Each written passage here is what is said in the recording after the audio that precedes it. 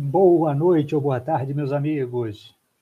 Vamos ver se o YouTube vai notificar vocês. Estamos aqui novamente com essa câmera ruim do notebook, mas é o que temos para hoje. Estou aqui em Praga, República Tcheca, e para não deixar vocês, não prometi para vocês que no domingo seguinte continuaríamos nossa série da análise do manifesto do Unabomber, resolvi transmitir daqui mesmo. Eu estou transmitindo no canal do Livro do Orre porque estou fora de casa e não tenho acesso ao História Podcast. Então, esse vídeo, hoje vocês vão participar aqui na live, eu, posteriormente, vou mandar ele lá para o História Podcast, ok? Então, só hoje nós vamos fazer aqui a transmissão, mas depois eu vou enviar o vídeo já pronto lá para o História Podcast. Vou dar um tempinho para o pessoal chegar, porque tivemos problemas técnicos aqui iniciando a live, né? Vocês devem ter visto. Agora, eu quero que vocês, enquanto isso, me digam, eu estou puxando os arquivos aqui também, eu vou fazer a leitura naturalmente do manifesto junto com vocês. Coloque, por gentileza, aqui no chat. Vocês conseguem me escutar bem? Está tudo certo? Com o áudio? Porque daqui eu não sei. Eu estou tentando usar um microfonezinho aqui no fone mesmo. Então, vamos ver se vocês conseguem escutar, né? Acho que fica melhor que o do notebook. Coloque aqui no chat se está tudo legal, a transmissão está boa. É claro que a imagem é horrível, né? A imagem do notebook é horrível. E pior também, o hotel em que estou não tem muita iluminação, né? Então fica meio escuro mesmo. Mas o importante é o conteúdo que vamos tratar. E hoje vai ser a segunda parte do manifesto. Muito importante. Esse manifesto quer dizer pensamentos muito interessantes, né? Vocês estão lembrados, já expliquei quem que ele é em 2 vídeos anteriores, e vamos falar um pouco sobre as ideias dele. E na leitura de hoje, coisas muito legais também. Vamos entrar novamente na natureza humana, processo de poder. Por que somos infelizes no mundo de hoje? Hoje vamos falar muito disso. Por que a vida de hoje em dia é tão triste? E por que no passado era tão melhor? Não é? Eu falo disso corriqueiramente com vocês. Dessa vez vamos escutar nas palavras do Unabomber, ok? Sejam todos bem-vindos. Vou só frisar antes da gente iniciar que essa é uma série que nós estamos fazendo lá no História Podcast. Então, se você ainda não se inscreveu, se inscreva lá, ok? Eu provavelmente não coloquei o link aqui na descrição, porque eu estava atrasado para começar, acabei de chegar aqui em Praga. Mas você pode ver o vídeo anterior, que com certeza vai estar lá na descrição, História Podcast. Então vá lá e se inscreva para você assistir o vídeo lá também, ok? Estou gravando só de lá agora. Então vamos lá, vamos começar a falar da segunda parte do manifesto, e eu espero que vocês gostem muito do nosso bate-papo hoje. Como sempre, no fim da live, vamos trocar uma ideia, aquilo que não tiver ficado claro para vocês me avisem. Muito bem, então explicamos um pouquinho na live passada sobre o que é o processo de poder, que o Unabomber chama de processo de poder, né? Entendemos um pouco, uma visão geral do pensamento dele, por que ele entende que o mundo de hoje é um mundo péssimo.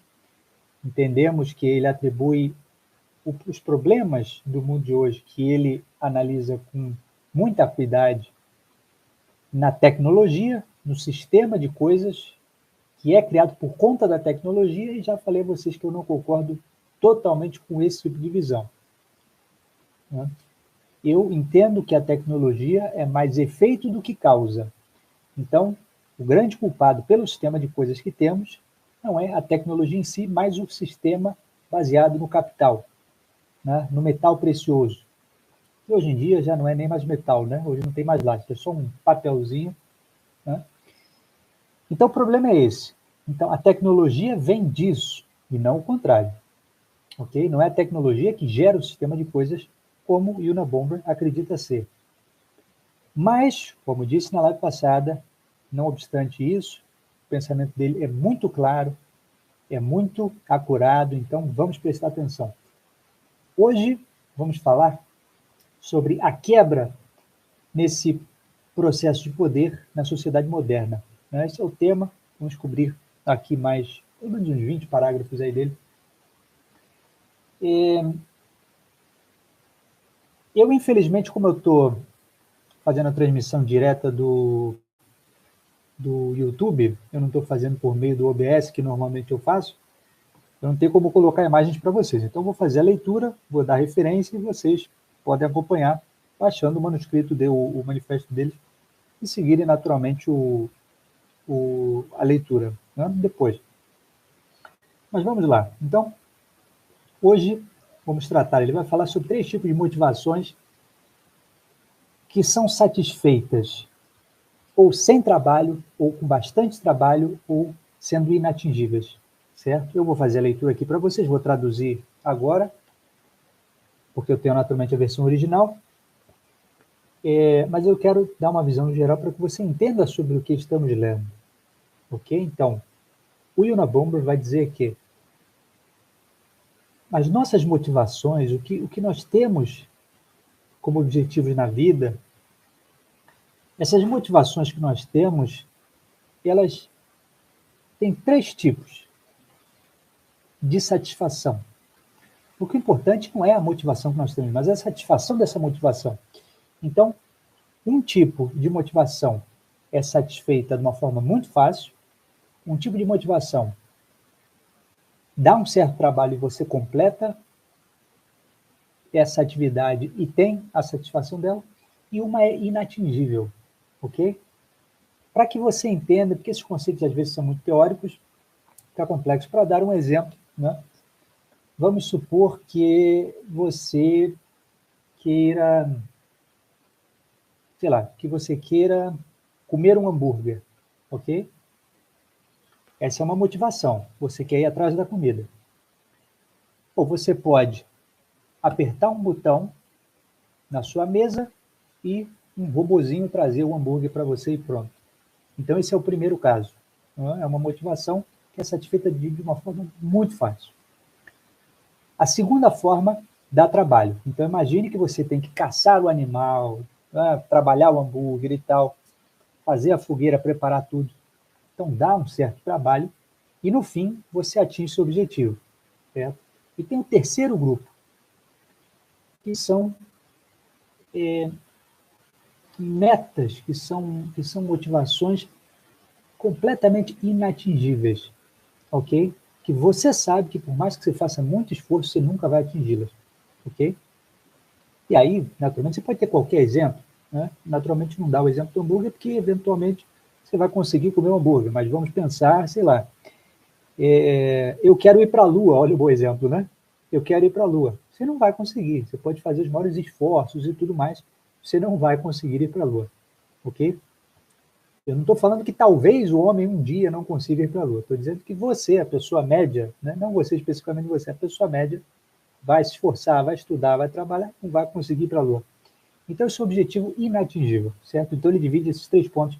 Vamos começar a leitura com o parágrafo 60. Preste atenção, você que tem o manifesto aí junto com você, naturalmente você encontra na internet gratuitamente. Ele foi publicado no Washington Post, porque senão ele ia explodir mais bombas, né? Lembre-se disso. Então você vê facilmente pela internet. Parágrafo 60.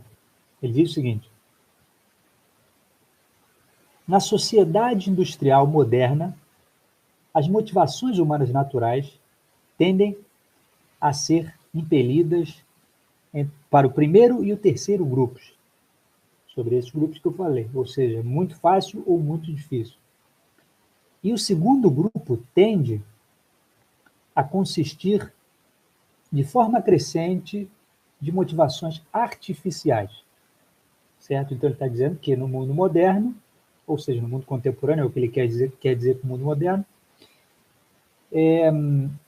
ou você tem objetivos que são atingidos muito facilmente ou que são inatingíveis, e você não tem do segundo grupo.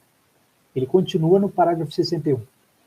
Nas sociedades primitivas, ou seja, na visão dele, antes da Revolução Industrial, as necessidades físicas geralmente recaíam sobre o segundo grupo. Elas podem ser obtidas, mas a um custo de um esforço muito grande.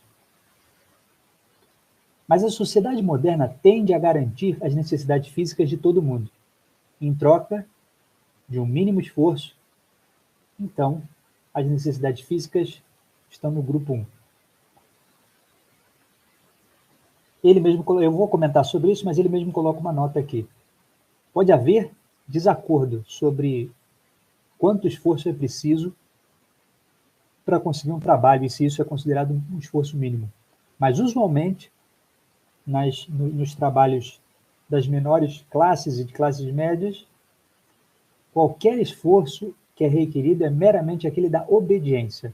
Você senta ou levanta onde te dizem para sentar ou para levantar, e você faz o que te dizem para fazer do jeito que dizem para você fazer. Raramente você tem que se esforçar seriamente. E, de qualquer caso, você tem dificilmente qualquer autonomia no seu trabalho. De maneira que a necessidade de processo de poder não é completa. Então, perceba,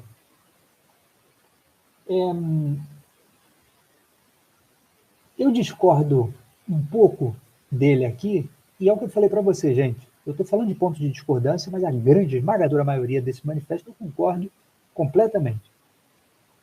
Alguns pontos de discordância, esse é um exemplo.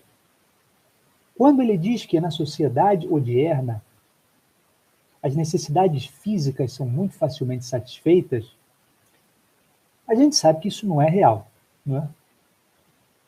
Eu consigo entender que ele diga isso porque, naturalmente, o pano de fundo dele foi Estados Unidos. Tá? Mesmo nos Estados Unidos, a gente vê um grupo considerável de miseráveis.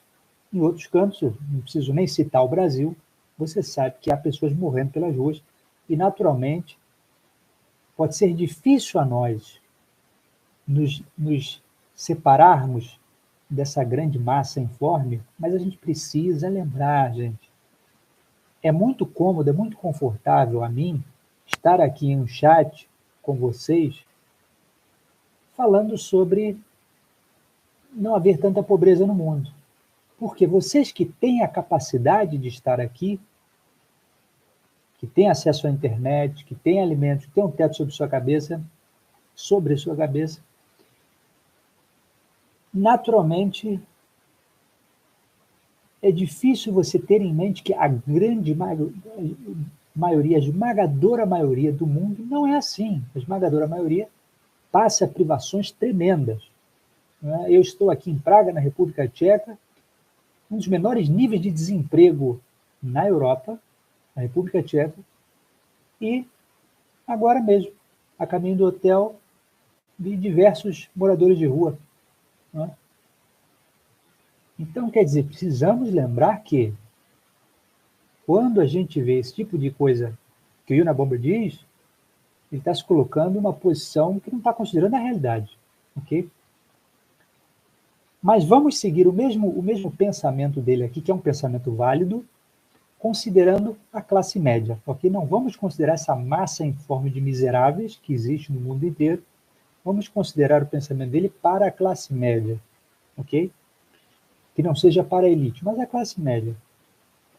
E aí faz sentido. Não é? A classe média, alguém que tem um mínimo de estudo, realmente, como ele disse, mesmo do Brasil e em outras nações, pode conseguir um trabalho com algum grau de facilidade, certo? Desde que, como ele diz, você se sujeite a simplesmente obedecer aquilo que mandarem você fazer.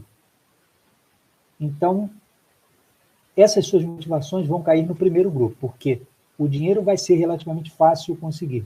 Naturalmente, ele está falando da América, não dos Estados Unidos, não do Brasil, né? Que é um pouquinho mais complicado. Mas perceba que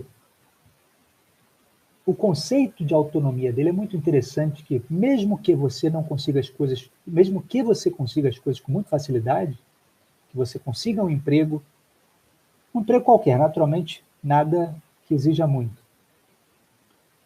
Desde que você se submeta, que você fique sentado na frente do computador, apertando o mesmo botão, obedecendo o seu chefe, baixando a cabeça, e é isso,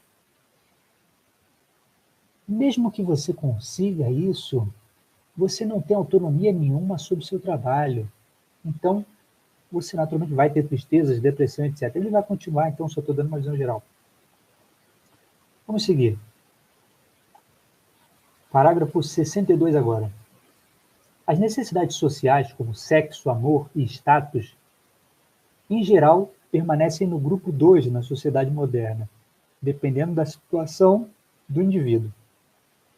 Mas, exceto por pessoas que tenham uma motivação particularmente forte pelo status, o esforço requerido para completar, para satisfazer as motivações sociais é insuficiente para satisfazer adequadamente a necessidade pelo processo de poder.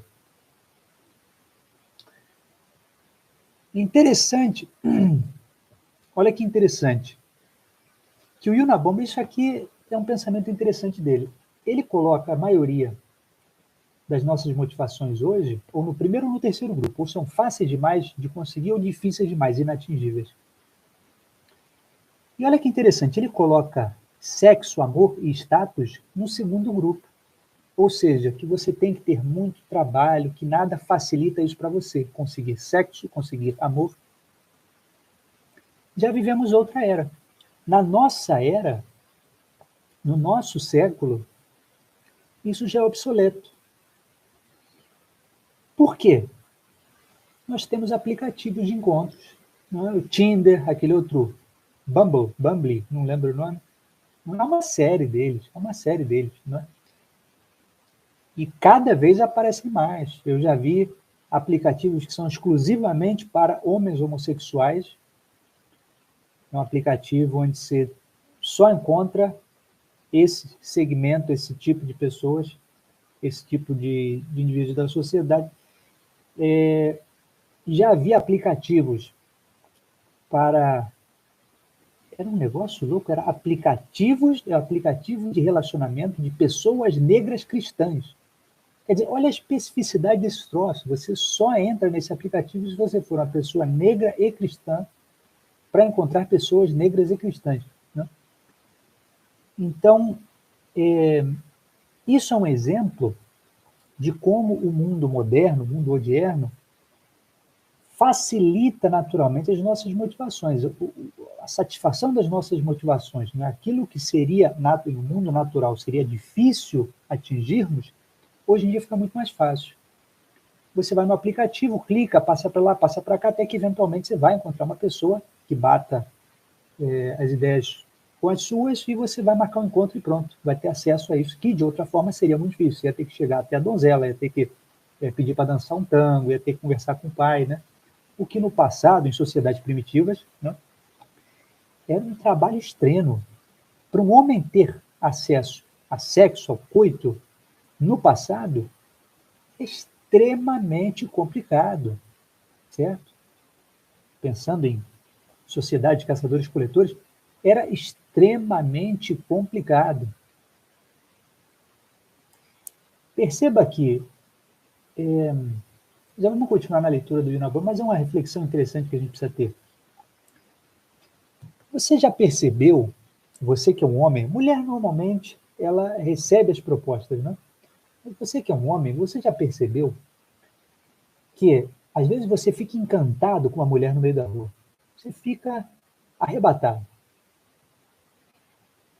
Seria tão simples, não é? Você ir até ela e dizer para ela, olha, achei você bonita, queria tomar um sorvete com você, quem sabe a gente depois vai dançar um negócio junto. E ela dizer sim ou não. Se disser que não, tá bom, vira a cara e vai embora. Mas os homens sabem que não é simples assim, certo? Que há uma certa barreira dentro de nós que faz com que nós não tomemos esse passo, ou que se eventualmente o tomemos, que seja algo depois de muito esforço. O homem tem que se preparar, tem que, né, respirar fundo e tal, e ele vai dar aquela conversada com a mulher. Então, por que isso não faz sentido? Não é? Se é tão fácil, mas por quê? Porque quando os nossos instintos foram criados em sociedades de caçadores-coletores, você não tinha acesso a tantas mulheres. A nossa mente está preparada para lidar com cerca de 15 a 25 pessoas, não lembro o número exato, foi feita uma estimativa naturalmente, isso não é uma comprovação científica, né? Mas os psicólogos da evolução, eles fazem estimativas. Cerca de 15 a 25 pessoas ao redor, que era o tamanho da tribo, certo? Quando nós vivemos em megalópolis, com 5 milhões de habitantes, é difícil ao nosso cérebro de acompanhar. Então, por isso que você tem dificuldade de ir até a donzela e trocar uma ideia com ela, certo? A explicação é essa, porque no passado, se houvesse 15 pessoas ao redor de você, 5 delas seus parentes. Talvez mais 5 primos e primas distantes, metade dos quais eram mulheres, certo? Dentro dessa patota de 15 pessoas, talvez tivesse uma mulher apenas que não fosse sua parente próxima e que você achasse relativamente bonita para ter alguma coisa com ela. Então, naquela sociedade primitiva, dentro da qual nossos instintos se desenvolveram, se você perdesse a chance com essa mulher, você ia ficar vendo ela o dia inteiro, todos os dias, pensando, fui rejeitado, não tenho mais chance, fui rejeitado. Você percebe por que nós pensamos como pensamos? Não? Porque hoje em dia é muito simples, né? Racionalmente isso não faz sentido. Se você conversa com uma mulher na rua, você provavelmente nunca mais vai ver essa mulher na sua vida. Então seria muito simples você tentar a sua sorte. Se der certo, deu, se não der, não deu. Mas nós não funcionamos assim, por conta dos nossos instintos. Nossa mente se desenvolveu em outro tempo. Pois bem, feito esse parênteses, vamos continuar a leitura.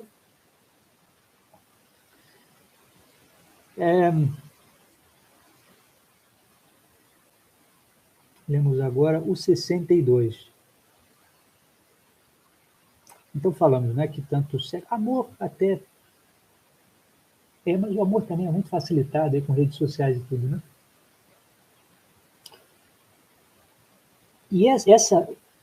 E essa facilidade, não entendam mal. Essa facilidade é simplesmente para você atingir o objetivo, não quer dizer que ele é completamente satisfeito. Certo? Satisfação é uma coisa, você chegar até o objetivo é uma coisa. A satisfação dele é outra. Mas vamos conversar um pouco mais disso depois. Uma coisa que eu discordo pontualmente do Yunabon é quando ele diz que, dependendo da situação do indivíduo, exceto para indivíduos que têm uma motivação particular pelo status. Todos nós, nessa sociedade capitalista, temos motivação pelo status. Porque isso sempre foi assim. Sempre foi assim. Porque é o status que me traz mulheres, que me traz honra na sociedade, que me traz admiração por parte dos outros. É o status. A capacidade de ter recursos fazia você ser admirado. Por quê? É a questão da caça. Hoje pode ter caça, amanhã pode não ter caça. Se você é um grande caçador e você matou um bicho e você não pode comer ele inteiro, se eu for seu amigo e admirar você, você vai me dar parte da sua comida, senão ela vai apodrecer, porque amanhã posso eu caçar e você não caçar, e eu vou retribuir a você. Naturalmente, uma sociedade capitalista, quando a gente pode transformar o recurso em moeda imperecível, esse desejo pelo status vai ao infinito e além. Então, só para retificar aqui o que ele entende como alguns que têm uma motivação pelo status, eu digo que todos nós temos motivação pelo status. Isso é uma das grandes forças que move o mundo moderno, o mundo odierno. Parágrafo 63. Então, algumas necessidades artificiais foram criadas para o segundo grupo e servem como necessidade para o processo de poder. O marketing, a publicidade, técnicas foram desenvolvidas para fazer qualquer pessoa sinta que precisa de coisas que os avós nunca desejaram ou mesmo sonharam. É requerido um esforço sério para conseguir dinheiro suficiente para satisfazer essas necessidades artificiais.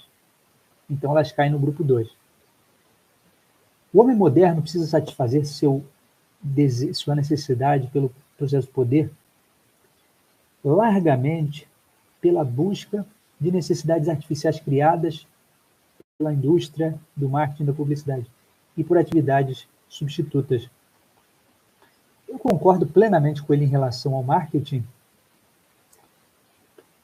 Contudo, é porque, na verdade, o que eu entendo, ele classifica como processo de poder.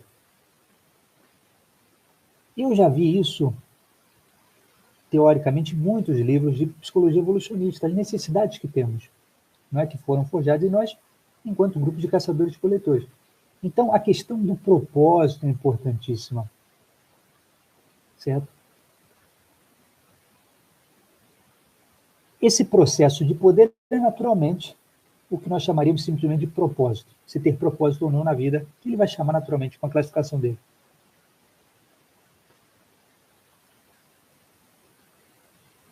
Perceba que essas técnicas de marketing, de publicidade, elas não tanto criam desejos, como o Unabomber coloca. Isso eu estudei, falei para vocês, estudei brevemente marketing, cerca de 6 meses só, não foi muita coisa não, na academia, na universidade. E lembro muito bem de um professor me dizer que desejos nós não criamos, certo? Os desejos existem. E a necessidade de algo a gente não cria, né? Mas a gente pode atacar certas necessidades e às vezes até puxar a barra da necessidade para um outro canto, que talvez não fosse o que a pessoa precisava. E eu concordo com o que esse professor disse, não tanto com o que o Unabomber disse, no sentido de que os desejos existem em nós, seja ele qual for, certo? Então, por exemplo, quando um moleque quer porque quer, o que é uma coisa cara que todo mundo quer? Coloque aí no chat, para usar um exemplo bom. Eu ia falar tênis da Nike, mas esse exemplo já está ultrapassado, né? Coloque aí no chat, o que a molecada hoje quer, que é caro demais e poucos têm? Coloque aí.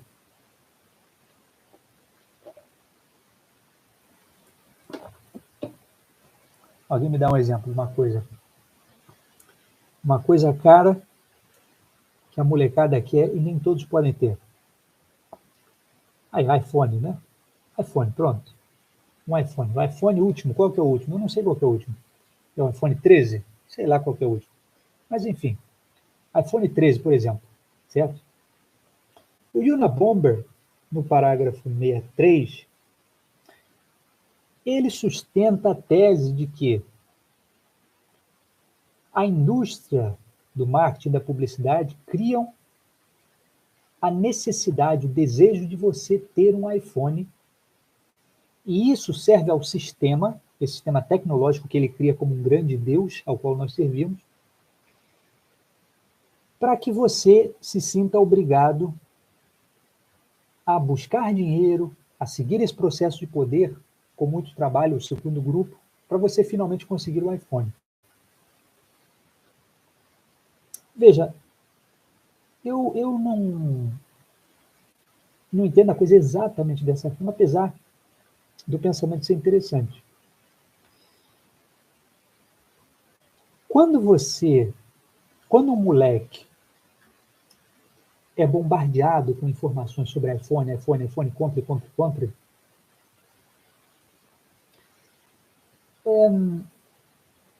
você, na verdade, a indústria, na verdade, não está criando nesse moleque o desejo, não está criando nele a necessidade, como muitas pessoas pensam, né? E é um pensamento, é o bom senso, é o senso comum hoje em dia, não o bom senso, é o senso comum hoje em dia, de que o marketing cria desejos, cria essas necessidades. Não. A necessidade que o moleque tem é justamente o status, é querer mostrar para os outros que ele tem acesso a algo que nem todo mundo tem. E mostrando que ele tem acesso a isso, ele está mostrando que ele é alguém importante para a comunidade, para a tribo dentro da qual ele está inserido. Percebe? Isso é que está na nossa mente. Esse que é o instinto que temos pelo status. Então, quando o marketing cria essas necessidades artificiais, segundo o Unabomber fala, na verdade ela está simplesmente agindo em cima desse sentimento de manada, o desejo pelo status, que é tão importante que move o mundo moderno, não é? Sem o qual o mundo de hoje não existiria, certo? Não fosse esse desejo de Maria vai com as outras, da ovelha que segue as outras, o mundo de hoje não existiria. O capitalismo só existe, só se sustenta, só se mantém e continua crescendo e sendo mais e mais pernicioso por conta disso. Vamos voltar à leitura do Unabomber.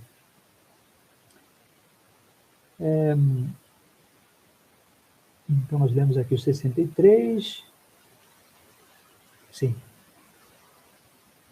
Então, só para frisar, né, para quem estiver lendo depois com mais calma, leia esse parágrafo 63, que você vai ver uma ótima explicação de por que o capitalismo se desenvolve, mas sem mencionar o capitalismo. Isso que é interessante. Ele nunca culpa efetivamente o capitalismo. Ele vai até falar que o sistema econômico vem junto com o sistema tecnológico, mas ele nunca coloca o dedo na ferida, porque ele não entende isso. Ele culpa realmente o mundo tecnológico, o sistema tecnológico. Mas o mundo tecnológico é efeito do capitalismo e não causa. Percebe? Vamos ao 64. Parece que para muitas pessoas, talvez para a maioria, essas formas artificiais do processo de poder são insuficientes. Um tema que aparece repetidamente nos escritos dos críticos sociais da segunda metade do século XX é o senso de falta de propósito, que aflige tantas pessoas na sociedade moderna. Essa falta de propósito é frequentemente chamada por outros nomes, como... Aí são termos naturalmente... No original, eu estou lendo em inglês aqui, não vai fazer sentido traduzir. Nós sugerimos que essa chamada crise de identidade é, na verdade, uma busca por um senso de propósito. Frequentemente, pelo compromisso com uma atividade substituta adequada. É interessante quando ele comenta sobre a falta de propósito, que é algo que eu sempre falei a vocês, que é uma das grandes marcas do nosso mundo moderno, é a falta de propósito. Certo? É o grande terror do mundo moderno. Não é? E quando Nietzsche diz, na boca de um louco, que Deus está morto, e o que será feito com a moralidade do mundo. É isso que Nietzsche está querendo dizer. Ele está prenunciando essa falta de propósito que vai marcar o nosso mundo moderno. Percebe? Se Deus está morto, o que acontece com a moral? Ok? Isso é um ponto muito interessante, está muito presente na minha filosofia também, e ele coloca aqui com maestria. E uma coisa muito interessante que faz todo sentido, e eu acho que eu nunca comentei com vocês, talvez tenha comentado, que ele traz aqui sobre os críticos sociais da segunda metade do século XX, falando sobre essa falta de propósito. A quem queira entender isso um pouco melhor, eu recomendo que leia o Eric Hobsbawm, um livro dele chamado A Era dos Extremos. Eu acho que é o último livro dele da série de história, que ele vai comentar justamente essa mudança de um mundo com valores, com alguns valores ainda que restavam, né? Para um mundo completamente sem propósito que a gente vai ter agora na metade do século passado em diante. E se vocês olharem, tanto para a arte, né? Arte moderna, desde o dadaísmo, por que tanta gente fala, né? Nossa, mas a arte hoje é tão horrível, né? Você olha um prato com um ketchup em cima e alguém tira uma foto e fala, é arte. Coloca aqui no chat se você já viu isso. Né? Se você já foi a um museu de arte moderna e você tem lá uma colher, né? É assim, você tem um troço desse, né? Vamos pegar um exemplo aqui, ó. Você vai lá ver a arte e tem em cima de uma mesa isso aqui, ó. Você não entende. Quer dizer, mas por mais que você não entenda, ficam os críticos olhando esse troço e dizendo, nossa, a colher está em cima da tampa, veja isso, não sei o quê. Por que a arte hoje em dia é tão deplorável? Percebe? Essa falta de propósito. Isso é uma construção, e por isso eu disse, quem quiser entender um pouco melhor esse fenômeno, pegue a Era dos Extremos do Hobsbawm, que explica isso com maestria. Certo?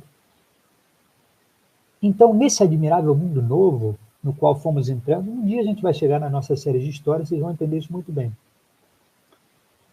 Então, nós fomos chegando eventualmente, havia muita esperança para esse mundo. Depois da Revolução Industrial, principalmente a segunda, houve uma esperança muito grande. A ciência começou a se desenvolver a níveis nunca antes vistos, a produção começou a aumentar exponencialmente, as cidades ficaram abarrotadas de gente, a medicina começou a se desenvolver, e houve muita esperança por parte do povo nesse progresso. Não é? Pega o positivismo mesmo. Não é? Havia uma expectativa muito grande em cima do progresso. Não é? A nossa bandeira tá marcada a sangue lá, o positivismo, né? Ordem e progresso. Então havia uma esperança, uma expectativa muito grande nesse admirável mundo novo. O problema é que o que chegou foi o contrário. As pessoas começaram a perder as cores do mundo, começaram a perder os valores, as vontades, e começou a haver o senso de propósito. Começou a haver a falta de senso de propósito. Então aí que você vai ver essa arte representando isso, né? A falta de propósito em tudo, a depressão, o desânimo, a tristeza. Você vai ver na literatura também. Quer dizer, a literatura contemporânea está repleta de exemplos desse tipo. Né? Repleta de exemplos. Você pega Stephen King, por exemplo, né? Escreve contos de horror, o tema dele é de horror, mas é sempre isso, né? A tristeza, a depressão. Você pega aquele Hunter Thompson, que virou um filme lá com como é o nome daquele do Pirata do Caribe? Eu li o livro, não lembro muito bem do filme. Eu não lembro o nome também, mas é do Hunter Thompson. Pesquisa aí no Google, você vai ver. É um jornalista que resolveu tomar várias drogas e sair adoidado. O Johnny Depp, obrigado, o Daniel me lembrou ali. Um filme com o Johnny Depp, não lembro o nome do filme, mas procure aí. Ele é um jornalista e resolve encher o carro de droga e vai com o advogado dele. É muito engraçado, ele vai com o advogado dele, enche o carro de droga e vai com o advogado. E qualquer problema que ele tenha, ele fala, ó, aqui está meu advogado, você conversa com o meu advogado. Mas isso mostra o desânimo, o desespero, né? Ou então o famoso, o Grande Gatsby, né? Um clássico da literatura mundial, né? Coloca aqui no chat se você já leu. Acho que tem um filme também, não tem? O Grande Gatsby. Quem foi que fez o filme do Grande? Eu não assisti o filme, mas eu lembro das chamadas do filme. Mas eu li o livro, é um clássico, né? Então, como que um livro como o Grande Gatsby, né? Que ele está fulcrado no desânimo, né? Naquele luxo, naquela ostentação vã, né? E ao mesmo tempo se acabar, se arrebentar. É a filosofia do Kurt Cobain, né? É melhor queimar, como é que ele disse? É melhor queimar logo do que se apagando aos poucos, uma coisa assim, né? Leonardo DiCaprio, o pessoal está me ajudando. Então leiam o livro, leiam o Grande Gatsby, que é um clássico. Agora, você vai comparar o Grande Gatsby, por exemplo, com Os Três Mosqueteiros? Não existe. Com o Conde de Monte Cristo? Não existe comparação. Percebe? Enquanto o Alexandre Dumas escreve, mesmo em tempo terrível, quer dizer, pós-Revolução Francesa, aquele banho de sangue, o Dumas escreve muito bem relatando isso. Agora, você compara a literatura de verdade com essas que eu citei agora. Né? Ou pega a trilogia do Neuromancer, né, que é o nome? William Gibson, não lembro agora. O Cyberpunk, Cyberpunk? É uma literatura. O Philip Dick, ótimo exemplo também. Philip Dick, né? Eu já li muitos livros do Philip Dick. Não é? Tem o Homem do Castelo Alto, que virou uma série da Netflix aí.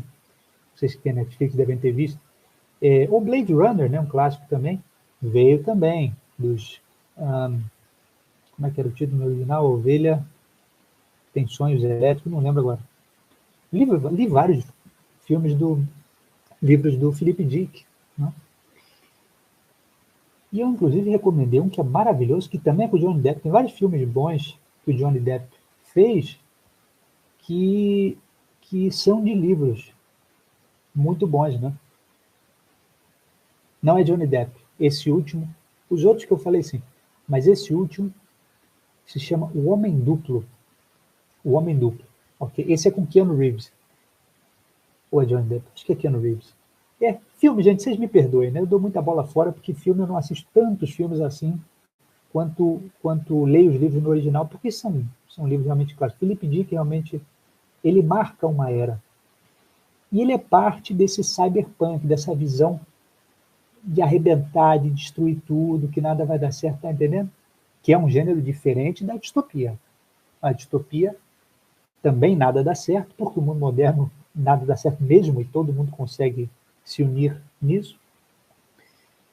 Mas, pelo menos a distopia tem uma mensagem por trás. Enfim, o mundo moderno, o pensamento do mundo moderno está fulcrado no derrotismo. A literatura é derrotista, tudo dá errado, tudo é ruim, nada tem sentido. A arte também, a arte moderna, expressa naturalmente essa falta de propósito. Então, em suma, gente, há uma grande falta de propósito. Por que existe essa falta de propósito? Porque, como Marx disse, já falando sobre o capitalismo acaba com todos os valores e só mantém o lucro, certo? E é claro que o Marx, a proposta do Marx era acabar realmente com todos os valores, que era um mundo pior ainda do que o capitalismo. Não sei se pior, não posso dizer pior, porque o lucro realmente é um valor que é contraproducente, né? Então, não sei, entre Marx e o capitalismo, o que é pior? Muito bem, vemos aqui o 64, vamos adiante. Então, nesses parágrafos aqui, ele está falando mais profundamente daquilo que ele já abordou na nossa primeira leitura. Então, ele explica agora, nesse 64 que a gente leu, mais profundamente essa falta de motivação, sobre a qual ele já falou. Vamos explorar outra coisa mais profundamente. 66. Hoje as pessoas vivem mais pela virtude do que o sistema faz por elas e para elas, do que pela virtude do que eles fazem para si mesmos. Olha que interessante. E o que eles fazem para eles, o que as pessoas fazem para elas mesmas, é feito mais e mais de acordo com os canais deitados abaixo pelo sistema. As oportunidades tendem a ser aquelas que o sistema provê.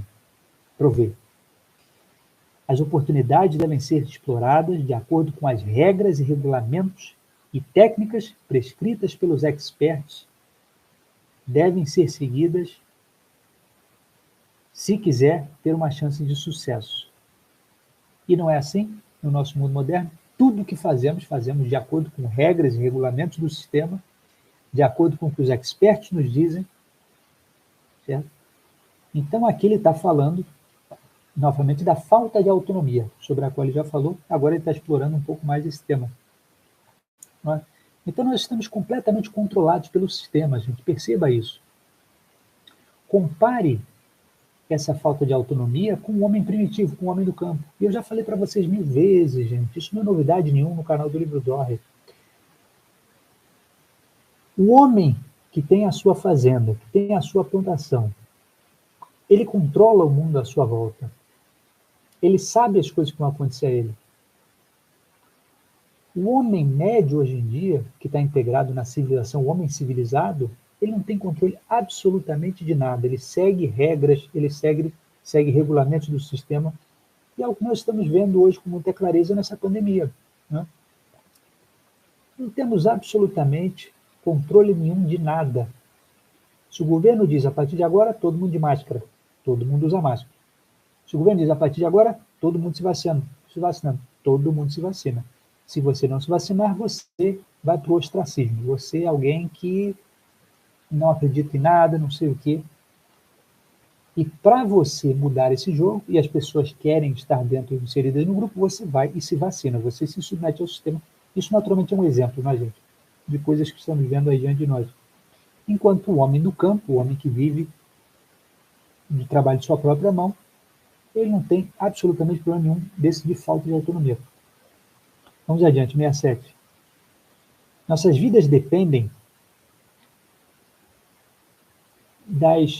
dos padrões, das regras de segurança de uma usina nuclear, se ela está propriamente mantida, ou de quanto pesticida é permitido na nossa comida, ou de quanta poluição é permitida no nosso ar, ou quão competente ou habilidoso o nosso médico é. Se nós vamos perder ou manter um trabalho, depende das decisões feitas pelos economistas do governo, ou executivos de corporações, e por aí vai, e por aí vai.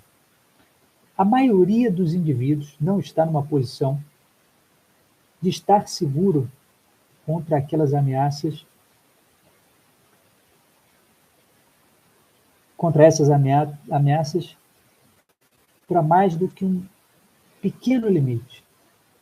A busca individual por segurança é, então, frustrada, o que leva a um senso de impotência, de falta de poder. Ele vai explorar mais essa ideia da falta de segurança, que é uma ideia belíssima. Perceba aqui, esse senso da falta de segurança é belíssimo. E você pensa, ora, mas como assim falta de segurança? Não é? Comparado com o passado, não é? Eu não tenho predadores que podem me atacar durante a noite, etc, etc, etc. Vamos entender um pouco melhor o que ele quer dizer com essa falta de segurança e como é que isso se junta a esse conjunto de vários fatores que deixam o homem moderno tão depressivo, tão desanimado e vivendo no pior dos mundos que já vimos. Vamos ler aqui.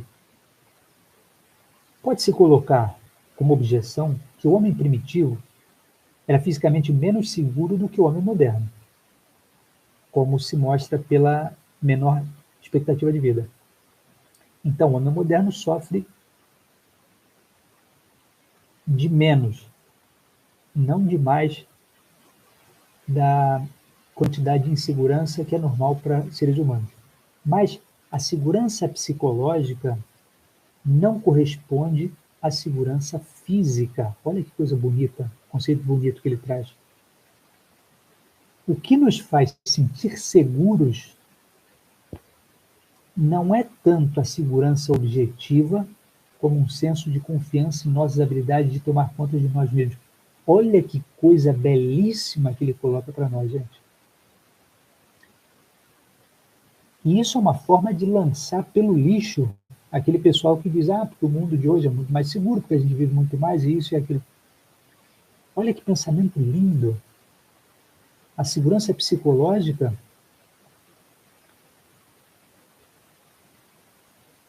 olha essa frase aqui, ó. O que nos faz sentir seguros não é tanto a segurança objetiva que um senso de confiança na nossa habilidade de tomar conta de nós mesmos. Olha aqui. Ele continua para explicar melhor. O homem primitivo, ameaçado por um animal feroz ou pela fome, pode lutar em defesa própria ou viajar em busca de comida. Ele não tem nenhuma certeza do sucesso nesses esforços. Mas ele, de forma alguma, está impotente diante das coisas que o ameaçam. Olha que coisa linda, gente. Olha que coisa linda. Quer dizer, o homem primitivo, ele tinha os problemas diante dele. Podia ter o animal feroz, podia ter o espectro da fome. Mas ele tinha a segurança de que ele podia lutar com as forças dele. E o homem moderno? O indivíduo moderno, por outro lado, é ameaçado por muitas coisas contra as quais ele é completamente impotente. acidentes nucleares, elementos carcinogênicos, ou seja, causam câncer na comida, poluição do ambiente, guerras. Porque guerra é o que eu falei para você, gente. Guerra de hoje não é uma guerra tribal, não, amigo. Guerra de hoje é bomba atômica explodindo para todo lado. Estamos completamente impotentes diante disso. Uma guerra entre tribos que começasse, você podia cair fora, sair correndo e viver a sua vida em outro lugar. Se uma guerra mundial acontece hoje no mundo moderno, pós-revolução industrial, as bombas dizimam cidades, populações inteiras, como vimos com aquela tristeza, a pior página da humanidade, que foi Hiroshima e Nagasaki. E ele continua. Mais ameaças dos tempos modernos que não temos controle sobre. Taxas crescentes, invasão da sua privacidade por grandes organizações, né? E no tempo dele era 95, né? Em 2022 é muito pior isso aqui. Fenômenos econômicos em toda a nação que podem arruinar seu meio de vida. Então perceba, olha quantas ameaças que temos diante de nós no nosso mundo moderno e não temos absolutamente a menor capacidade de fazer nada. Certo? Pega o caso lá do Césio 137 que aconteceu, onde é que foi? Em Goiânia, não foi? E todo mundo se contaminou porque 2 camaradas venderam para o lixão um elemento radioativo ali. Né? E a cidade inteira se contaminou. Então, quer dizer, nós estamos completamente impotentes diante disso. E são ameaças que o próprio homem criou. No passado, não. Essas ameaças não existiriam. Vamos continuar lendo aqui, na mesma toada. Parágrafo 69. É verdade que o homem primitivo não tem poder contra algumas das coisas que o ameaçam. A doença, por exemplo. Mas ele pode aceitar o risco da doença estoicamente. Olha que coisa linda, eu fico arrepiado. O homem primitivo, o homem do campo, o homem não civilizado, ele tem o espectro da doença diante dele, mas ele pode aceitar o risco da doença estoicamente. É parte da natureza das coisas. Não é culpa de ninguém. A não ser que seja culpa de um inimigo imaginário, de um demônio impessoal. Mas as ameaças do indivíduo moderno tendem a ser criadas pelo homem. Ou seja, uma doença é uma coisa natural, é o estado de coisas. Você aceita isso com facilidade. As ameaças que nos afligem hoje tendem a ser, não todas, né? Porque há também ameaças naturais, mas tendem a ser criadas pelo próprio homem. Elas não são resultado do acaso, mas são colocadas sobre ele por outras pessoas, cujas decisões ele, como indivíduo, não tem capacidade absolutamente nenhuma de influenciar. Consequentemente, ele se sente frustrado, humilhado e irritado. Vamos degustar, não é nem digerir, vamos degustar um pouco mais esse pensamento, né? Tudo bem, no passado podia haver doença, mas a doença é uma coisa natural, acontece a todo mundo, acontece aos animais, acontece a todos. E você, como homem primitivo, podia enfrentar isso estoicamente e morrer estoicamente, pensando, vivi bem, cumpri minha missão, aqui morro. Hoje em dia, eu podia inclusive apelar a alguma divindade, né? Para se livrar daquela doença. As ameaças de hoje não são obra do acaso, não são obra da natureza, são obras do homem. A usina nuclear, se uma bomba atômica explode, eu não tenho controle absolutamente nenhum sobre isso. Se começa uma guerra agora entre Rússia e Ucrânia, NATO, a OTAN se mete no meio e começa a pipocar bomba mundial para todo lado, bomba nuclear para todo lado. Nós vivemos sob o espectro dessa insegurança, e é uma insegurança real, isso pode acontecer. Mas essa ameaça é uma ameaça criada pelo homem, e não há absolutamente nada que você, como indivíduo, possa fazer. Isso são decisões dos governos e de pequenas elites. Sua vontade não influencia nada nisso, e é isso que cria a grande insatisfação no mundo moderno, percebe? Porque a doença é uma coisa do acaso. Uma guerra mundial é decisão de homens. E não foi você que estava sentado à mesa para decidir isso. E é isso que causa frustração. Percebem? O pensamento brilhante. É uma reflexão brilhante essa dele. Uma reflexão brilhante. Continuemos. 70. Então, o homem primitivo, em sua maior parte, tinha a segurança de que tinha a sua segurança em suas próprias mãos, fosse dele, como indivíduo ou como membro de um pequeno grupo. Enquanto a segurança do homem moderno está na mão de pessoas ou de organizações que são remotas demais ou grandes demais para que ele pessoalmente possa influenciá-las. Então, a motivação do homem moderno por segurança tende a cair nos grupos 1 ou 3, daqueles sobre os quais falamos. Em algumas áreas, comida, proteção, etc. A segurança dele é assegurada ao custo de um esforço trivial. Enquanto em outras áreas ele não conseguir segurança. Isso simplifica demais a situação, mas é para indicar certamente uma ideia geral. Então, essa questão da segurança, por exemplo, no passado, do homem primitivo, caía no segundo grupo, certo? Você se esforçava e você conseguia a sua segurança, certo? Se viesse um animal feroz, você batia, batalhava com ele, lutava estoicamente contra o animal, você vencia e você tinha a defesa nas suas próprias mãos.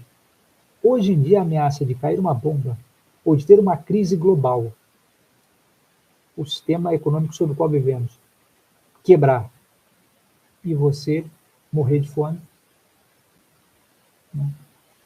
Como houve várias vezes, né? Pega a Grande Depressão, ou mesmo a situação calamitosa da Alemanha, pós-Tratado de Versalhes, em 1919. Canibais nas ruas, pessoas comendo outras pessoas no meio da rua. Né? E quem pode influenciar isso? Ninguém. Então você não tem absolutamente controle nenhum sobre isso. Cai no terceiro grupo. Muito bem. Se não tiver ficado clara a questão da segurança, coloque aqui nos comentários. Vamos para mais um assunto. Capítulo 72. Parágrafo 72. Sociedade moderna é, em certos aspectos, extremamente permissiva. Em matéria do que é relevante para o funcionamento do sistema, nós podemos geralmente fazer o que quisermos. Podemos acreditar em qualquer religião que quisermos, contanto que não encoraje sentimento que seja perigoso ao sistema. Nós podemos ir para a cama com quem quer que nós queiramos, contanto que pratiquemos sexo seguro, que é uma ideia também já obsoleta, né? Nós podemos fazer o que quisermos, contanto que não seja importante. Mas em todas as questões importantes, o sistema tende crescentemente a regular nosso comportamento. Perceba, essa visão de liberdade do capítulo do parágrafo 72 é belíssima. Só que o que não se pode ir contra não é contra esse sistema tecnológico maluco que ele coloca, esse Deus robô, quase é um Deus máquina, né? Quase que ele cria. Mas é o sistema econômico, você não pode ir contra o sistema econômico. Por isso que eles, perceba que isso, eu enfatizo sempre isso, que talvez seja o grande ponto de discordância entre nós. Quando ele vai trazer exemplos para essa coisa belíssima que ele diz, ele não consegue trazer bons exemplos, como, por exemplo, o sexo seguro, né? Isso ele fala porque, na época que ele escreveu isso, havia uma grande campanha em cima do sexo seguro, do preservativo e tal, né? Mas qual é a relevância disso para o sistema? Qual é a relevância disso para o sistema tecnológico? Percebe? Então, o que ele diz aqui é válido, sim, mas você precisa ter em mente que a liberdade que você não pode ter é ir contra algo que vá contra o sistema econômico, contra o capitalismo. Percebe? E nós já dissemos isso em várias lives. Ou seja, você pode ser de qualquer religião. É bonito, é admirável. Mas você não pode ser muito fundamentalista nessa religião. Não é, por exemplo, só posso comer isso, só posso comer aquilo. Não, não, não, amigo. Você tem que comer todas as coisas. Você não pode ser muito fundamentalista em termos de roupas que usar. Não, não, não. Você só quer usar essa roupa? Não pode. Você tem que se vestir como todo mundo se veste, porque senão é opressão. Veja, o valor que nós temos hoje é o lucro. Se você fizer qualquer coisa contra o lucro, contra esse grande Deus lucro que existe, você vai ser impedido de exercer sua liberdade. Okay? Qualquer coisa que gere lucro, não se pode falar contra. Fora isso, você pode ter a liberdade que você quiser. Então, a análise dele é válida, mas cuidado. O que acontece é o sistema econômico. Certo? Coloque no chat se tiver confuso o assunto, que eu vou digerir um pouco mais com vocês. Falemos da hipocrisia. O comportamento é regulado não apenas por regras explícitas e não apenas pelo governo. O controle, frequentemente, é exercido por meio de coerção indireta, ou por pressão psicológica ou manipulação, e por organizações além do governo, ou do sistema como um todo. A maioria das grandes organizações usa alguma forma de propaganda para manipular a atitude pública, as motivações públicas ou comportamento. Propaganda não está limitada a comerciais e publicidade. E, às vezes, não é nem um desejo consciente de propaganda pelas pessoas que fazem. Por exemplo, o conteúdo do entretenimento, da programação do entretenimento, é uma forma poderosa de propaganda. Um exemplo de coerção indireta. Não tem lei que diga que você precisa ir para o trabalho todo dia e seguir a ordem do seu chefe. Legalmente, não tem nada que nos previna de viver no meio da selva, como homens primitivos. Ou de abrir nossos próprios negócios. Mas, na prática, tem muito pouco espaço selvagem que ainda resta. E não tem espaço na economia, e só tem espaço na economia para um pequeno número de donos de pequenos negócios. Então, a maioria de nós pode sobreviver somente como um empregado de uma outra pessoa.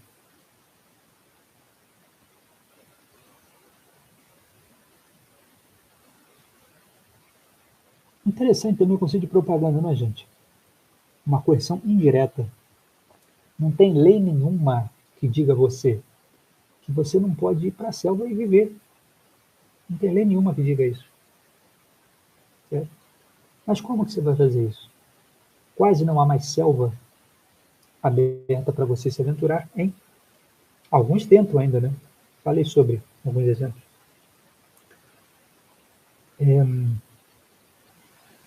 Queria trazer um outro exemplo, além disso aqui, mas não estou lembrado. De não haver leis contra.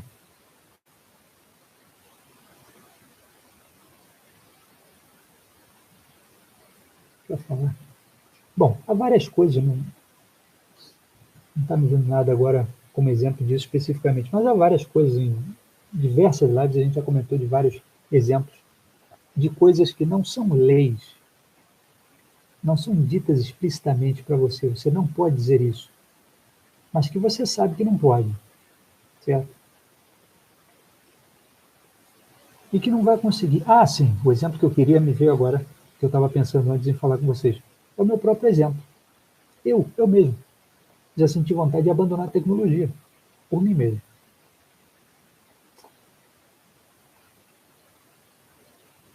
Tentei cortar a energia elétrica, olha que curioso. Já contei esse caso para vocês. Fui até a companhia de energia elétrica e falei, quero cortar a eletricidade. Me perguntaram, você está se mudando para onde? Eu falei, não estou me mudando. Eu quero viver sem eletricidade, quero cancelar. A mulher deu uma risada e falou, não é possível. Eu disse, como não é possível? Você precisa viver com eletricidade. Então perceba, não há nenhuma lei que diga é proibido viver sem tecnologia. Mas se você na prática quiser fazer isso, você não vai conseguir. Há muitas burocracias, há muitos regulamentos dentro do sistema que, apesar de filosoficamente você ser livre para fazer isso, você não vai conseguir. Se você viver uma vida contra o sistema constituído, o sistema econômico, não o sistema tecnológico, percebe? Espero que esteja claro para vocês. Vamos embora, eu vou ler mais rápido aqui agora, gente, porque já são 11h10 aqui em Praga e eu não quero incomodar tanto o pessoal do hotel aqui nos outros quartos.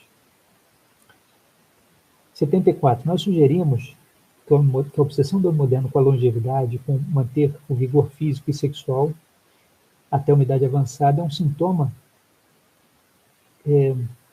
resultante dessa falta de satisfação, da falta com respeito ao processo de poder. A crise de meia-idade também é um sintoma. E também a falta de interesse em ter crianças, que é muito comum na sociedade moderna, mas quase não existia em sociedades primitivas. Em 75, sociedades primitivas, a vida era uma sucessão de estágios. As necessidades e propósitos de um estágio sendo concluídas, não há qualquer relutância para passar para o outro estágio. Em contraste, algumas pessoas modernas empurram indefinidamente ter crianças, porque eles estão ocupados demais buscando algum senso de satisfação. Então isso está ligado, né? Quer dizer, em sociedades primitivas, você tem etapas da vida. Né? Agora você é jovem, você vai ter uma fase que você vai encontrar uma companheira, vocês vão ter filhos, né? etc, etc, até a hora que você vai se sentir completo e vai estar preparado para a morte. Na sociedade moderna, segundo o Nabombo, não. Nós ficamos empurrando nossas responsabilidades cada vez mais para frente. Uma das principais é ter filhos, indefinidamente. Porque eu penso, ainda preciso crescer, preciso melhorar na carreira, preciso de status, preciso terminar a faculdade, preciso comprar minha casa, preciso isso, preciso aquilo. E, no fim da vida, já estão muito velhos, não conseguem ter filhos, não têm tempo para fazer as coisas que precisavam fazer, e morrem tristes, e tentam prolongar a vida, tentam acabar com a doença, e morrem tristes, sem propósito. Isso aqui não é tão importante, vamos pular, porque muita coisa aqui.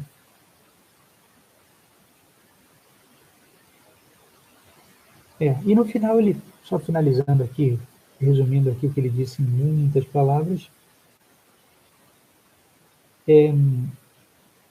o homem moderno, que nunca usa o seu corpo, só usa o seu corpo para sair do computador, do carro para o computador, para a cama,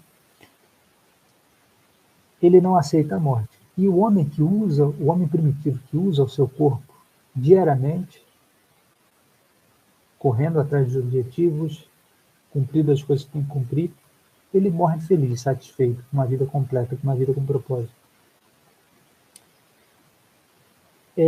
Nós argumentamos que isso é por causa da falta de satisfação resultante do fato de que ele nunca colocou seus poderes físicos em uso prático. Nunca foi pelo processo de poder, usando os corpos dele em uma forma séria. Não é o homem primitivo que sempre usou seu corpo diariamente para propósitos práticos que teme a deterioração com a idade, mas o homem moderno, que nunca usou o seu corpo além de ir do carro para casa. É o homem cuja necessidade do processo de poder foi satisfeita durante sua vida, que está mais preparado para aceitar o fim daquela vida. Pois bem, fiz todas as leituras que queria fazer com vocês. Espero que vocês tenham gostado dessa análise, desses parágrafos que lemos acerca da disrupção do processo de poder na sociedade moderna.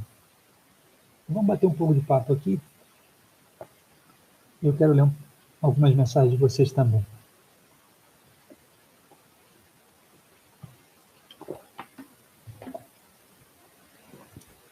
República Tcheca, amigo, antiga Boêmia, tantas revoltas, né? Defenestração de Praga, começo da Guerra dos 30 anos, foi aqui, né? 1618, quando os protestantes lançam 2 emissários do imperador do Sacro Império Romano Germânico pela janela, né? Defenestração. E isso vai naturalmente espiralar até começar a guerra. A Primeira Guerra Moderna, amigo, já estamos no mundo moderno, Primeira Guerra com muitos e muitos mortos.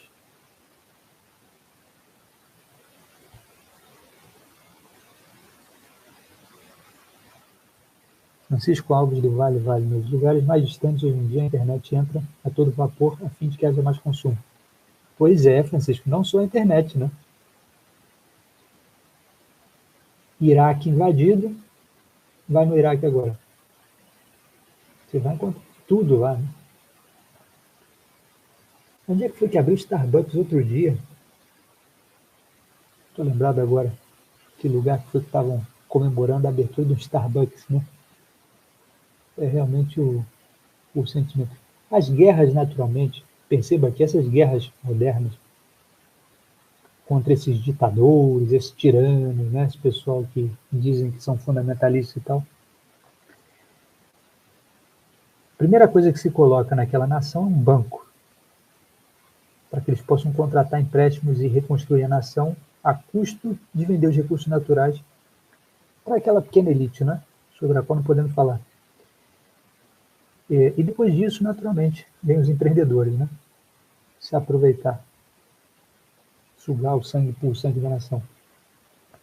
E aí os liberais vão dizer que isso é maravilhoso, né? Deixa o mercado se regular.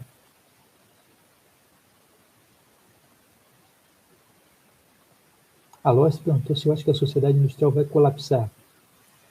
Se sim, isso está próximo? Eu tenho certeza que vai. Eu já falei a você, gente, na verdade, eu tenho razões para crer, muitos documentos que já li e documentos que eu não posso mencionar a vocês naturalmente, mas há planos de muitas coisas que estão para acontecer aí. E o plano de fundo está armado, né? Então, o que eu acho, Aloysio, que vai acontecer, se a sociedade industrial seguir seu curso regular, ela com certeza ia entrar em colapso. Isso ia acontecer com o crescimento das corporações, os oligopólios e os monopólios. Grandes corporações iam controlar naturalmente o mundo, inflação ia explodir, você ia ter exércitos de mercenários particulares, né, que iam se igualar a exércitos de nações, e o controle ia ser isso aí, né? Até que o sistema entrasse em colapso.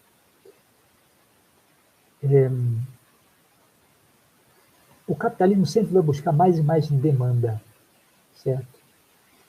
Hoje estamos criando, como a demanda natural já acabou, já fomos para os 4 cantos do mundo, começa a se criar demandas artificiais. Você libera a mulher de dentro de casa porque é 50% mais de mercado para comprar, né? A libertação dos escravos também patrocinada pela Inglaterra, e não estou fazendo juízo de valor, estou explicando um fato histórico. É? Para quê? Para criar demanda artificial. É? O escravo trabalhava sem comprar nada, sem receber dinheiro. Então é melhor que o escravo se torne um assalariado para comprar. Etc, etc. E vai chegar uma hora que realmente nem demanda artificial não vai se conseguir mais criar. E o sistema vai entrar em colapso.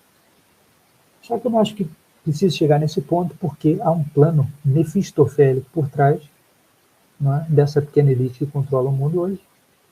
E esse plano, naturalmente, vai ser levado a cabo muito antes disso acontecer. Certo?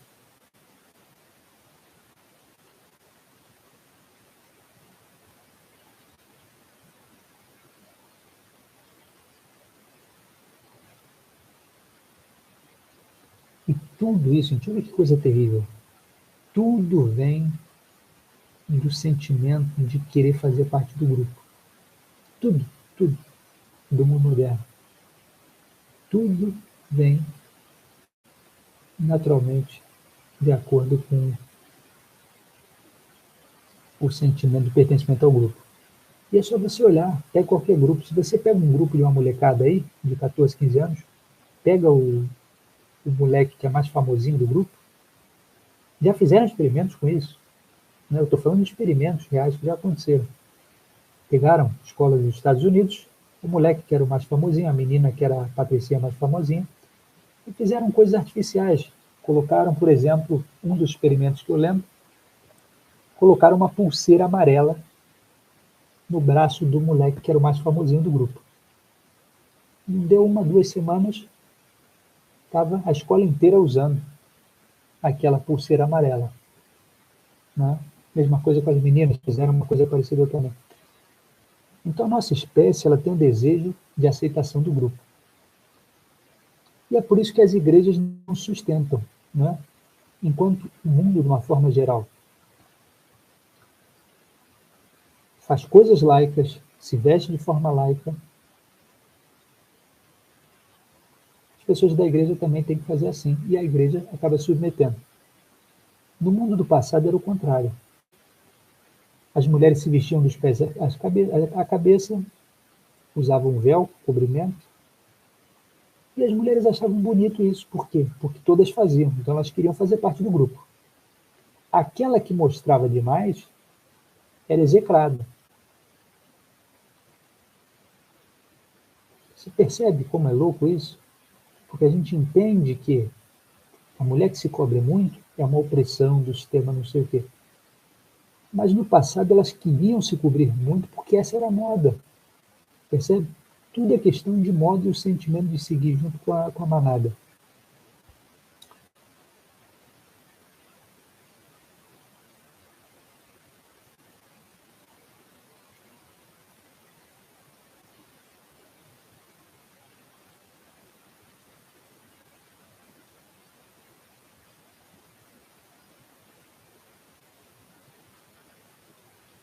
O Adilson perguntou qual a alternativa viável ao capitalismo. Pergunta difícil, Adilson. Porque uma alternativa viável é difícil de responder. Porque o capitalismo é aquela coisa. O passo que a gente deu, a gente não consegue dar passo para trás, percebe? O passo que a gente deu não se dá de volta. Nós seguimos sempre a lei do menor esforço. Nossa espécie não quer ter trabalho. A comunicação sempre atinge mais longe com menos dificuldade. Não queremos ter trabalho. Então, alternativas reais ao capitalismo, como o feudalismo, alternativas que tiveram um sucesso muito maior do que isso que a gente vive hoje, não são viáveis. Então é difícil responder a tua questão porque você perguntou viáveis. Né? E o feudalismo não é viável. Certo? Um sistema de estados nacionais com valores determinados, não é? E talvez submissos a uma entidade maior que controlasse o todo, talvez fosse uma ideia melhor, mas é inatingível. Porque no sistema capitalista não funcionaria nunca. Não funcionaria nunca. As pessoas não iam querer abrir mão das suas coisas. O capitalismo nunca aceitaria que determinados estados tivessem determinados valores, como era no passado. O capitalismo quer que todos sejam iguais. E qualquer alternativa a isso vai ser veementemente combatida pelo capitalismo. Então não é viável. Para você ter uma alternativa ao capitalismo, você teria que destruir o capitalismo. E ele não vai ser destruído de forças externas, apenas por forças internas, porque as pessoas querem um mundo prático, querem um mundo fácil. As pessoas não querem pensar em um mundo que seria com mais propósito. As pessoas querem pensar no mundo onde elas cheguem em casa e fiquem curtindo fotinho do Instagram. Percebe?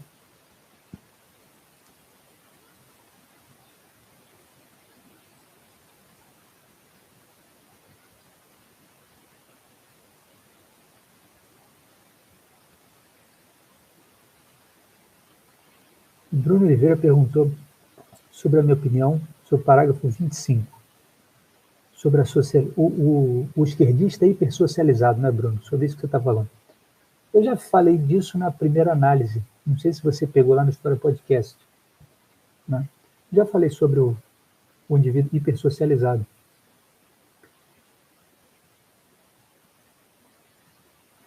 Eu acho que você está perguntando sobre isso, né? Eu falei no vídeo anterior. A Patrícia comentou: professor, o senhor tem uma visão bem realista do mundo que nos cerca. Só que essa visão tende a um lado filosófico muito pessimista e não vejo outro caminho quando se lê a história como ela é. Bonita frase, Patrícia, bonito pensamento seu, e é muito comum que se confunda o realismo com o pessimismo, porque o mundo é triste, o mundo é cruel, sabe? Então, quando a gente encara a realidade dos fatos e tira essa visão de cor de rosas, cor de arco-íris, né? Enxerga o mundo como ele é, tente assim dizer que isso é uma visão pessimista, né? Mas pelo contrário, Patrícia, eu vejo muita beleza na realidade dos fatos, porque quando nós entendemos o mundo, a gente pode agir de uma outra forma e buscar propósito, né? É claro que parece pessimista eu dizer que as pessoas não têm propósito hoje em dia. Mas por que eu digo isso? Porque se todos nos conscientizássemos e procurássemos nos apegar ao que já teve valor um dia na nossa espécie e procurássemos dar valor à família, dar valor à religião, dar valor a conceitos morais, respeito aos mais velhos, autoridade dentro de casa, esposa e marido, filhos e pais, e etc, etc, etc. Se voltássemos a ter valores, teríamos propósitos, percebe? E aí está a beleza do pensamento. Um pensamento realista, ele é belo pela potência, aquilo que ele carrega em potência. Por exemplo, é o que eu vejo quando eu leio Dumas, por exemplo, em relação à Revolução Francesa. É o que eu vejo quando eu leio Álvares de Azevedo, por exemplo. Não, Álvares não. Álvares é legal, mas não nessa pegada. Aloysio Azevedo. Né? Literatura belíssima. Né? Mas que também é realista, também enxerga o homem como ele é. Né? Você lê Aloysio Azevedo, você enxerga o homem como ele é, e você passa a tentar encarar e enfrentar isso de alguma forma. Né? E foi o Tchekov que disse: o homem só vai melhorar quando ele se entender, quando ele se enxergar. Enquanto ele não se enxergar, ele não melhora.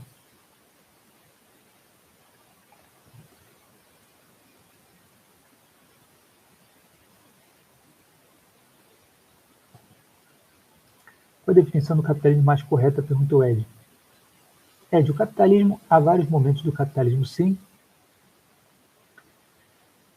O metal precioso surge lá atrás, só que com a condenação da usura, pelas mais diversas seitas, filosofias, etc.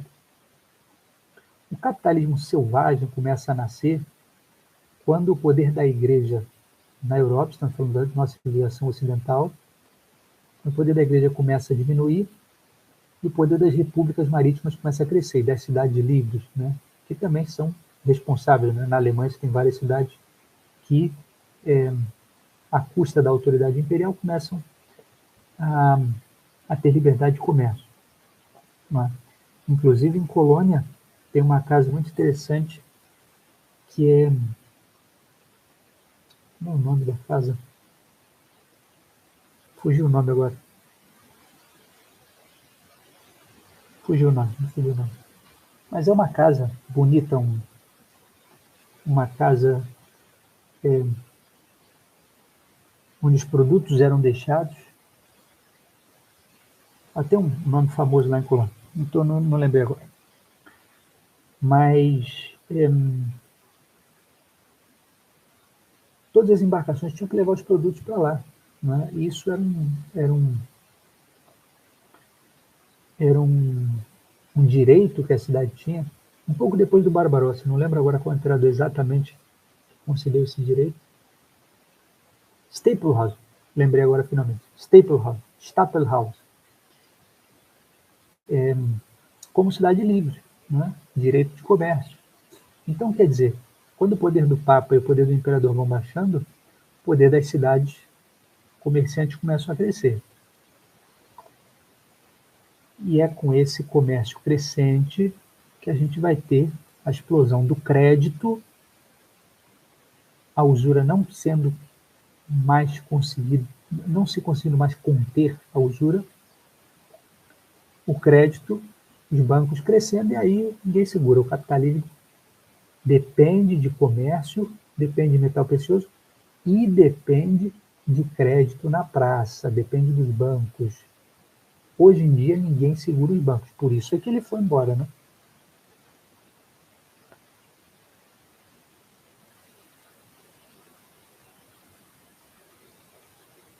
Patrícia mais pessoa, o que a Patrícia disse?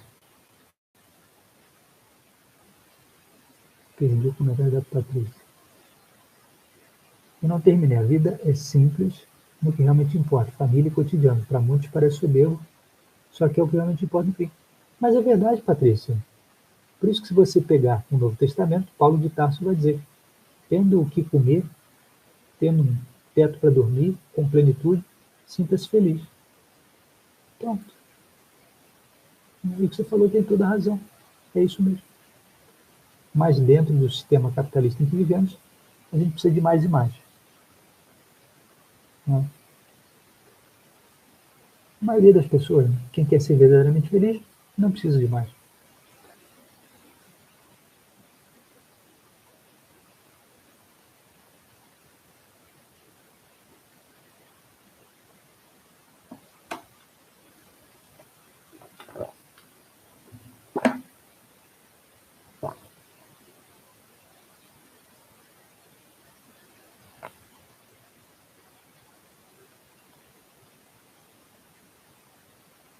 O pessoal foi, né? Foi embora.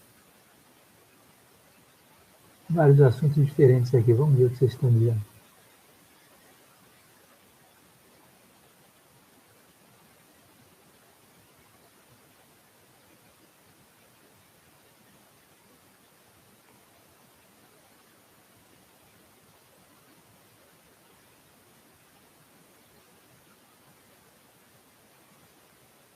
Henrique Marques diz: todas essas coisas vão culminar em um governo único, por isso a destruição da cultura e da religião. Sim, com toda certeza. O plano mefistofélico que está sendo urdido, na verdade já está urdido há muito tempo, né? Mas que continua seguindo passo a passo fielmente, tem um final que é o controle de apenas uma elite controlando o mundo inteiro. E um sistema que não vai ser exatamente o sistema capitalista em que vivemos, mas que todos vão ter que baixar a cabeça e concordar.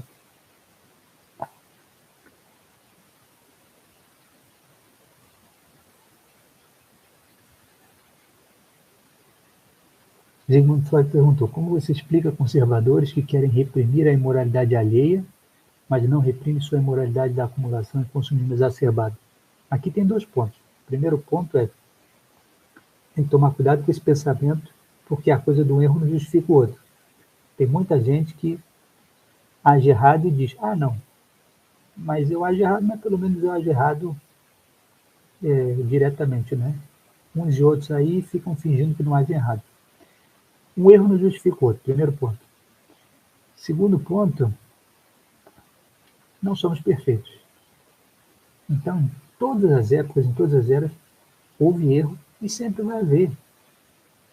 Né? Não adianta idealizar um sistema, uma utopia, né? Onde todos tenham comida brotando das árvores. Então, o homem sempre vai ser sempre vai ser ruim um para o outro, e por isso que precisamos de um Leviatã, do Estado forte, para interferir nos negócios dos homens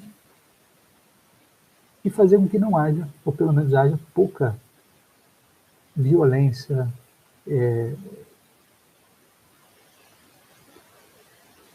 de uma forma geral, que nós não façamos mal um para os outros. Não vamos colocar a coisa dessa forma.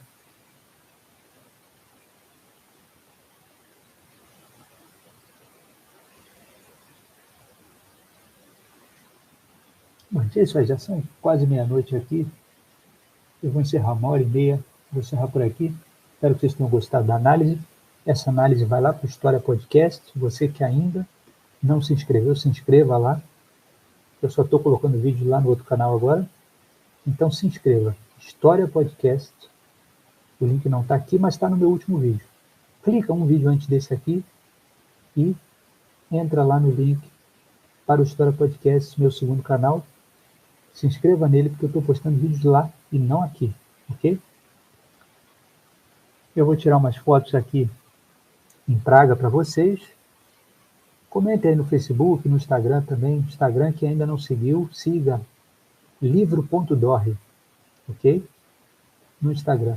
Siga, eu vou postar fotos aqui de Praga lá também. Então, curta, siga e faça tudo aí que você puder para ajudar nossos canais a crescerem, tá bom? Um grande abraço, uma ótima semana e tudo de bom para vocês, gente. Valeu, tchau, tchau.